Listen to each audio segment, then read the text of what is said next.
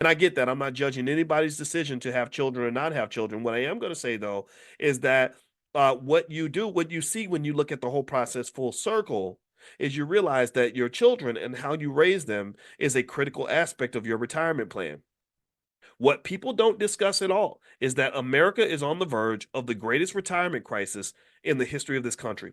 Not only is Social Security struggling because your government is in a massive amount of debt, pension plans are disappearing because companies have underfunded pensions. But then on top of that, people have not saved for retirement. So when you get to retirement and you haven't saved for retirement, you have no money in the bank, and you're trying to figure out how to have a place to live. Where do you go? What's going to happen? I hope that you invested in some chillums. I hope you invested in some kids. I hope that you have some responsible, intelligent children that can step up and say, "Don't worry, mama, we got you. Don't worry about it, daddy. You can come stay with me.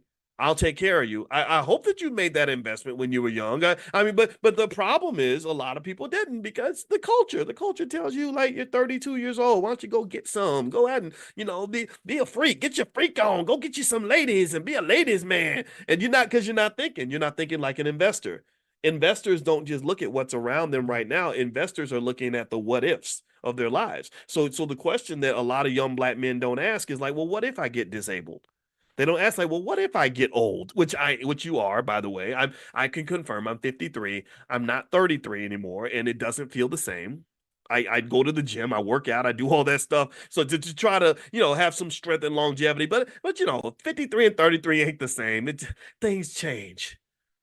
This instant gratification mindset where you say, why would I invest in family? Or why would I invest in having one woman when I can have five? Or why would I invest in having kids when I can go and be a city girl and get my freak on?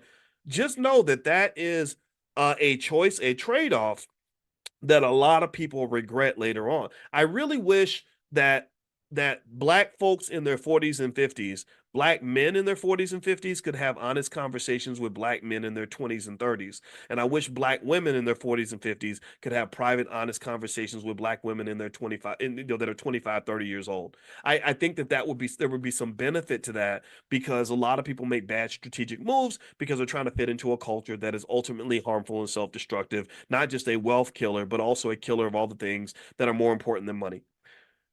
Let me move on to another point here. And before I do that, just a reminder, don't forget tomorrow, Cody Ransom, in case you just came in, Cody Ransom is going to do a special event in the Black Business School on Black Wall Street, the real history of Black Wall Street. You saw Cody yesterday. He's dynamic. He's extraordinary.